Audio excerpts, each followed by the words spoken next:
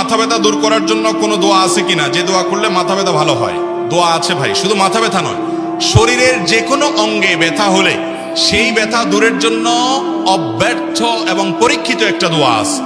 সেই দোয়াটা হলো আউযু বিইজ্জাতিল্লাহি ওয়া কুদরাতিহি মিন শাররি মা আজিদু ওয়া উহাজির। 7 বার পড়বেন। যেই জায়গায় ব্যথা হয়েছে ওই জায়গায় হাত রেখে আউযু বিইজ্জাতিল্লাহি ওয়া কুদরাতিহি মিন শাররি মা আজিদু ওয়া উহাজির, যার অর্থ হলো আমি আল্লাহর কাছে আশ্রয় চাই, আল্লাহর কুদরতের মাধ্যমে আশ্রয় চাই। কিসের থেকে? আমি যে ব্যথা অনুভব করছি এটা থেকে। একজন সাহাবীকে নবী সাল্লাল্লাহু আলাইহি ওয়াসাল্লাম দোয়া শিক্ষা দিয়েছেন, তার ব্যথার জায়গায় তিনি হাত দিয়ে দোয়া পড়েছেন, তারপর তাকে আল্লাহ তাআলা পরিপূর্ণ শেফায়ে কামেলা দান করেছেন। এজন্য আল্লাহর প্রতি সে বিশ্বাস রেখে আল্লাহ তাআলা হাদিসে কুদসিতে বলেছেন, আনা ইনদা যান্নি আবদি বি, বান্দা আমার প্রতি যেমন ধারণা করবে আমি তার সাথে তেমন আচরণ করব। অতএব দোয়া আপনি ওই ব্যথার জায়গায় রেখে যদি পড়েন, ইনশাআল্লাহ আল্লাহ তাআলা কি করবেন? সুস্থ